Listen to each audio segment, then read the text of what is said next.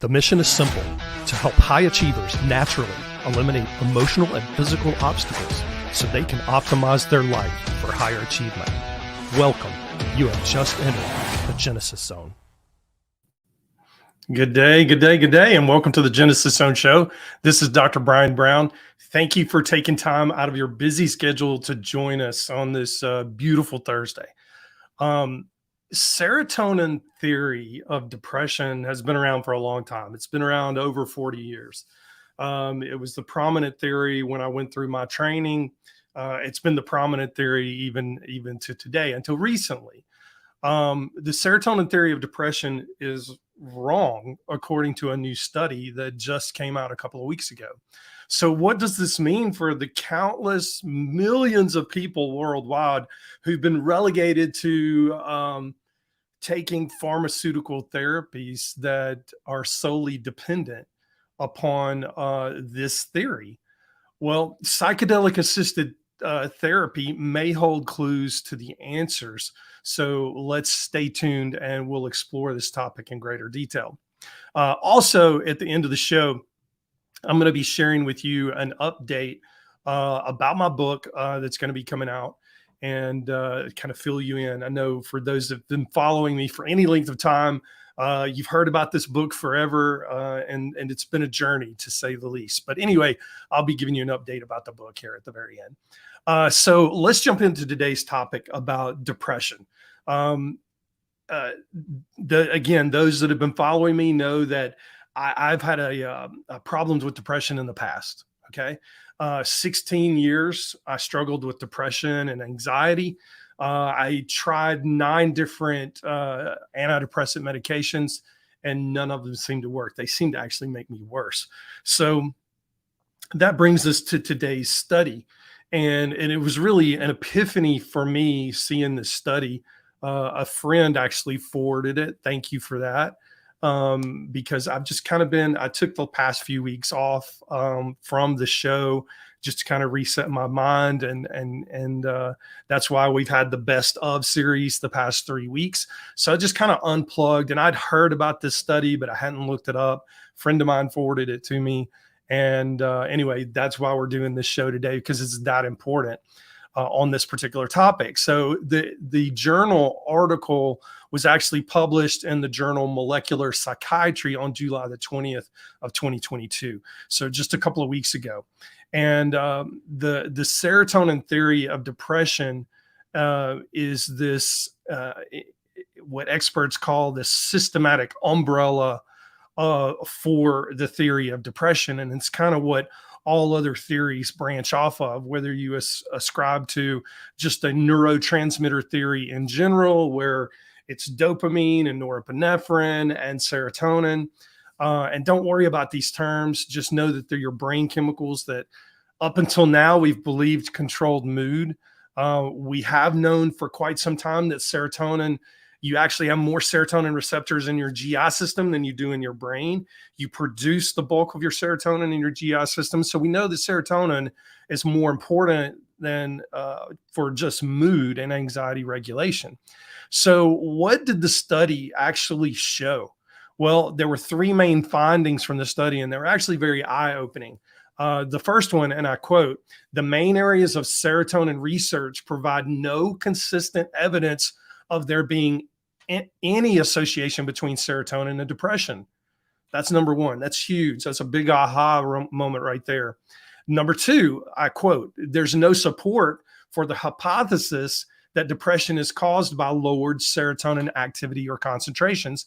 And number 3, some evidence was also consistent with the possibility that long-term antidepressant use reduces serotonin concentrations. Now, even though that might not be important for a person that struggles with depression and anxiety, which I still think it is, and I'll explain a little bit of that here in just a minute. It's hugely important for people who are living in the 21st century and exposed to the things that we're exposed to, and we're dependent upon serotonin for proper immune function, proper hormone balance, proper gut function, so on and so forth. So serotonin is really important, even if we're starting to remove it somewhat from the equation as being the sole cause for depression and anxiety. So if the serotonin theory has been wrong for the past 40 years, and the use of prescription antidepressants may actually lower serotonin concentrations in the body even further, what's the answer? Well, that's a good question. First, let's take a look at where the antidepressants work physically in the brain. Now, the majority of antidepressants work in this front part of the brain called the prefrontal cortex. Okay, if you've ever taken an antidepressant, 99% of the time when you first start that antidepressant, you're going to have a headache. And that headache is going to be right here in the prefrontal cortex. That's because there is a lot of activity and excitement going on with the neurotransmitters in that prefrontal cortex that cause that headache. That's actually clinically, I heard one of the top speakers in the world speak one time, and this was years ago, early in my career. And he said, if you want to know you've reached the threshold of serotonin saturation in the brain, ask the patient if they have a headache in the front part of their head in the prefrontal cortex. If the answer is yes, you know that clinically you've reached the threshold with that medication dose where it's like, okay, this is the dose they need to be at. Now you're thinking, how inhumane is that? You know, we're causing people to have headaches. Yep. Well, antidepressants cause people to have a lot of side effects aside from headaches. That's just one of them. But so the majority of the activity takes place in this prefrontal cortex in the front part of the brain. Other areas of the brain, and there are multiple, but there are two main other areas: the hippocampus in the brain, and these are structures located right about here between the temple and the ear. So somewhere right in here on the inside, and they're on each side of your head. So the hippocampus controls learning and memory. Okay. And then the amygdala, which is kind of at the top of the brainstem, is responsible for fear and threat processing or responses to fear and threat. So these are the three areas of the brain where antidepressants, pharmaceutical, big pharma medications actually do their activity. Now, why is that important? Well, hang with me. I'm going to explain that. Now, let's contrast this to the research that we have on psychedelic-assisted therapy. Over the past 3 weeks, while I've been gone and we've been doing the best of series, we went back and revisited those top studies and those top podcasts related to psychedelic-assisted therapy, specifically psilocybin. Psilocybin's one of my favorites as far as clinical trials go, and so on and so forth, and effect in psychedelic-assisted therapy. But nevertheless, let's look at that former research. And as you recall from the past few weeks in this best of series, psychedelics like psilocybin actually are shown to clinically improve depression better than some antidepressants. In fact, it's significantly better when you consider the fact that you have to take an antidepressant dose every day. And some of these studies were like dosing psilocybin once every 3 days, once a week, once every 2 weeks, so on and so forth. So when you consider the fact the dose to response curve, it's much, much, much, much better with psychedelics than it is with pharmaceutical antidepressants. Now, that's just what the study showed. Brian Brown's not making that up. That's what the study showed. But as a scientist, or even if you're not a scientist, as a curious person, even, you should ask, why is this? Why do natural substances like psilocybin outperform man-made big pharma drugs? That is another great question. So let's turn to the early PET scan and functional MRI studies. Now, we're not going to pull those up and look at them or anything like that, because most people listen to this after the fact on a podcast versus catching the live show. But when you look at the PET scans and functional MRI studies of those people who have taken, say, psilocybin, it literally lights up every area of the brain. And as I said just a minute ago, with antidepressants, you're pretty much relegated to just 3 small areas of the brain: the hippocampus, the amygdala, the prefrontal cortex. But again, when you look at psychedelics like psilocybin, they literally have activity in all four quadrants of the brain at the same time and in multiple brain structures at the same time. But don't take my word for it. Let's look at one of the top experts. According to Dr. Morton Kringelbach of the University of Oxford, psilocybin affects what he calls whole brain networks and multiple neurotransmitters at the same time, which results in a term called reshaping, another term called remodeling. And basically what that translates to is healing broken pathways in the brain. So it does this reshaping, this remodeling, this healing of these broken pathways in the brain. And he likens it to, quote unquote, as close to a reset button as we can get. But even with that, is there a deeper work that's being done in this process? Well, some experts actually believe that that is true, that there is a deeper work beyond the physical that we're measuring right now. That there's a deeper work that's almost unmeasurable, if you will. And I know that sounds odd. As a scientist, you're saying, you might be thinking, well, Dr. Brian, now you're getting into pseudoscience, you're getting into soft science and things like that. I don't believe that to be the case. Let me kind of lay it out as an attorney would, defending a case in court. Author Michael Pollan has spent a lot of his latter years, his later years in his life, writing about psychedelic-assisted therapies. In fact, to be a non-clinician, he's probably one of the most knowledgeable people that's not a health professional that's out there that understands psychedelic-assisted therapy. In interviews that he's conducted with the world's top experts on psychedelic-assisted therapy, Michael Pollan describes a definite deeper level of work beyond measurable neurological pathways and neurotransmitter responses. And these experts agree that there is this deeper work taking place that they can't quite measure or put their finger on in understanding. Now, measurability and treatment responses, definitely. But as far as being able to measure it in the moment, like this is exactly what's going on, they can't quite explain it. So some even go so far as to say that it allows the breaking down of the barriers in the subconscious brain that are hindering healing and recovery. If you don't believe that the subconscious brain can hinder you in anything that you do, then when was the last time, if you maybe even remember back to your childhood and you did something that you weren't supposed to do, and your parent or guardian said, why did you do that? And you said, I don't know. And that has been a pattern that's repeated itself over and over. Even as an adult, you may not have another person standing over saying, why did you do that? But you do that to yourself, like, gosh knows, why did I just do that? Again, I do the same thing over and over again. And you go, I don't know. I don't know why I do that. I just do it. Why do I stick my foot in my mouth every time I turn around? Why do I get in an argument with my spouse or significant other every time I turn around? I don't know. It's just one of those automatic patterns. Those automatic patterns are your subconscious brain controlling everything behind the scenes. And it does it on autopilot. I mean, in fact, if you really want to look at it, the difference between the conscious brain and the subconscious brain, the conscious brain processes it. It's at a very slow rate of speed, about 40 to 50 bits of data per second. Okay. Versus hundreds of thousands of bits of data per second in the subconscious brain.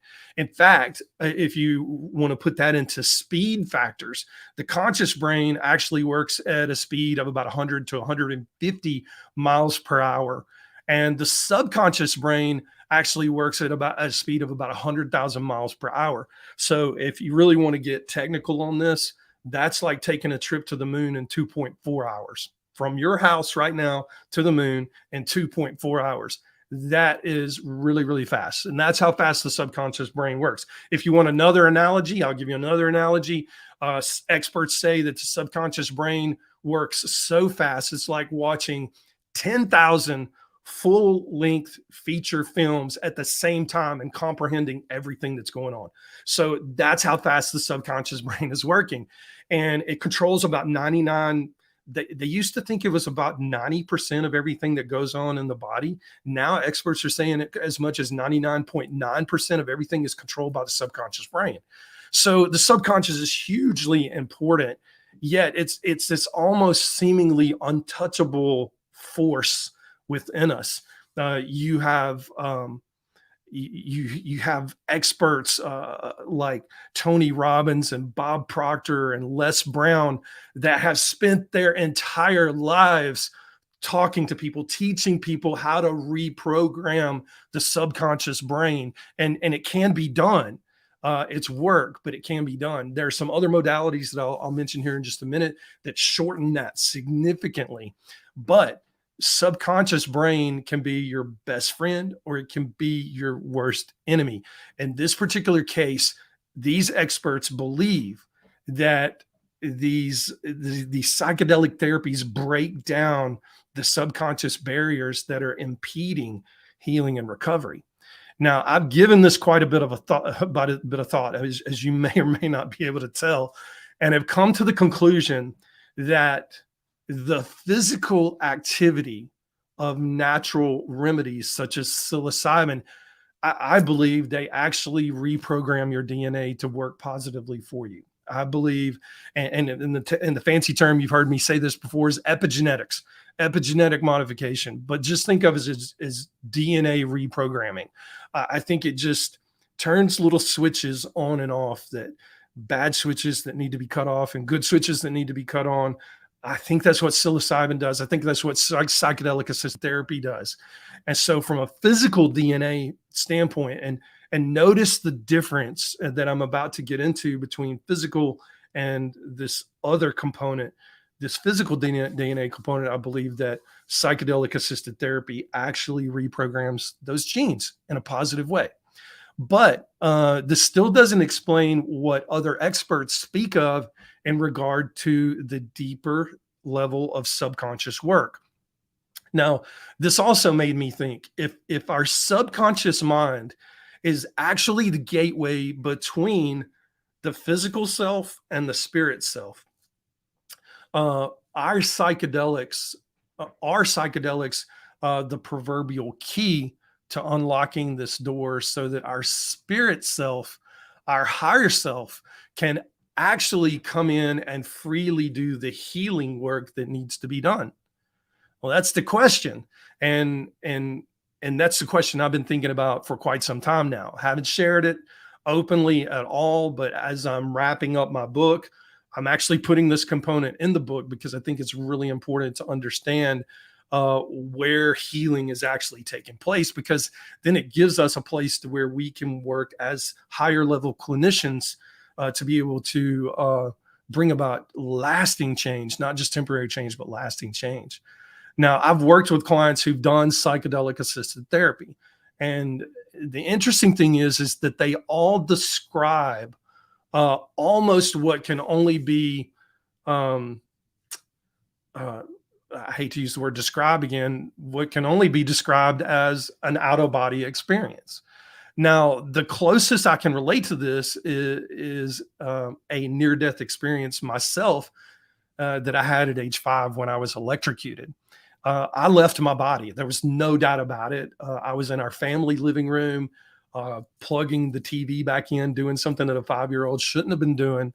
Plugged the TV in, touched one of the prongs, immediately started being electrocuted, immediately left my body.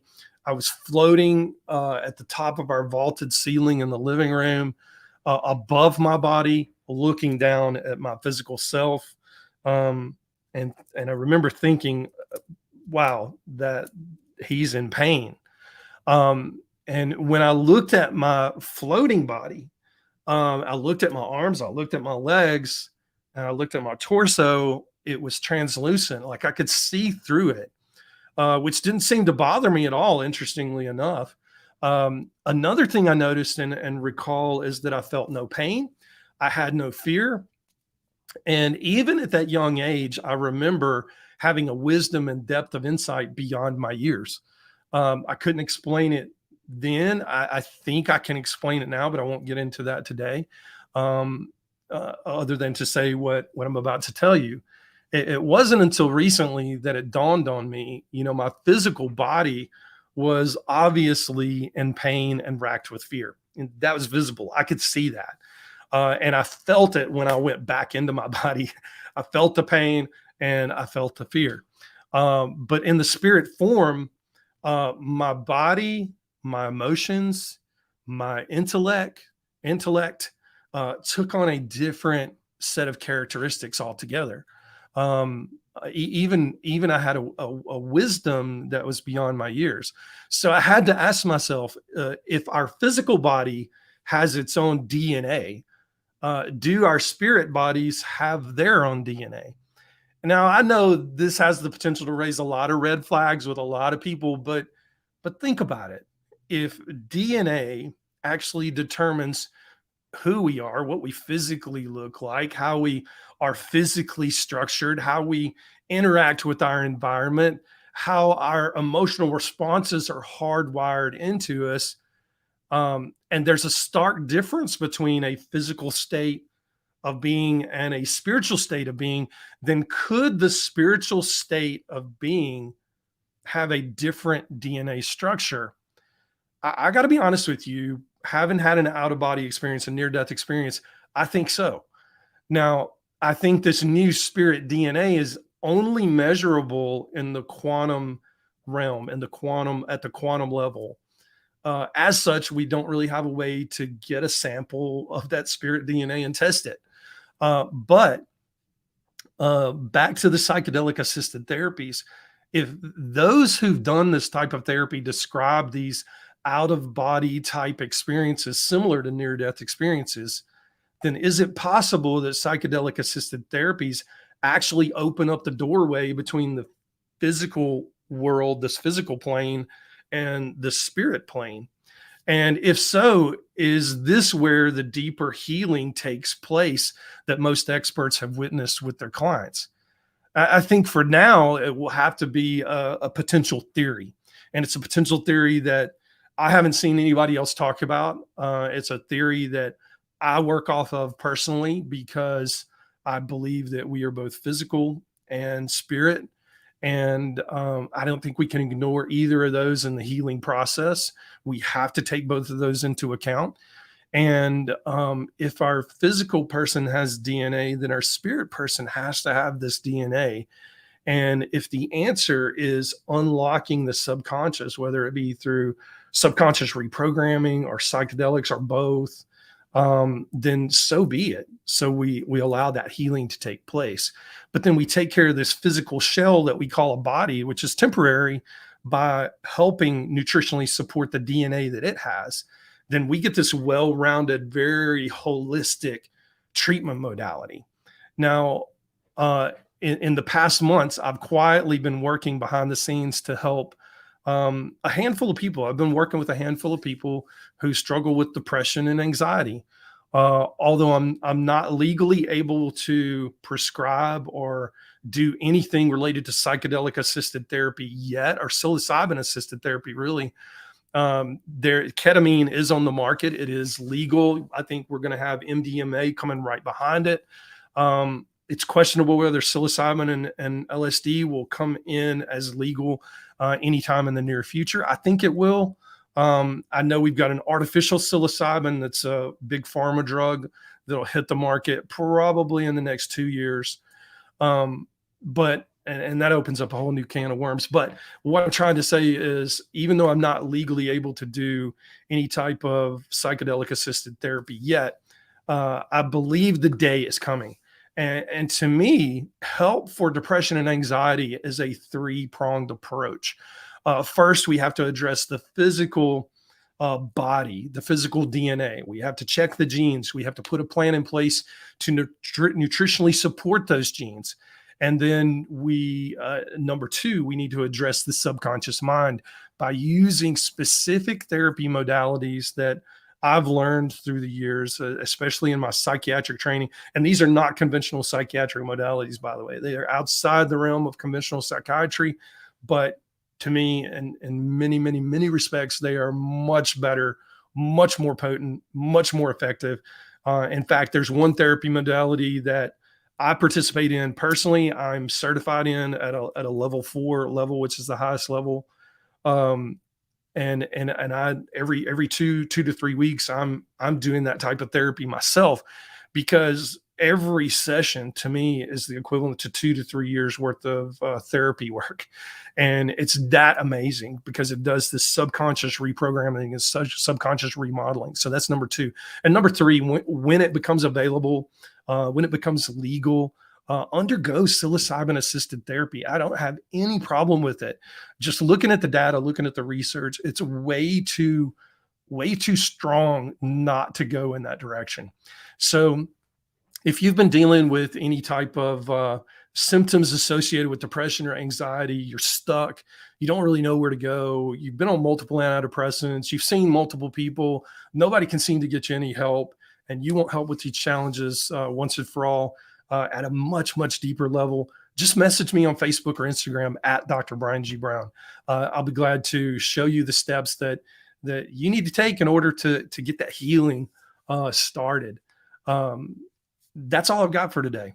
Tune in next Thursday at noon Eastern Standard Time for our next In the Zone segment, where I'll be sharing the latest research and my insights about that research as it relates to optimizing your physical, emotional, genetic, spiritual wellness journey. As always, most informed, most trusted, and most grateful that you spent this time with us today. Until next time, stay in the zone. I'm Dr. Brian Brown.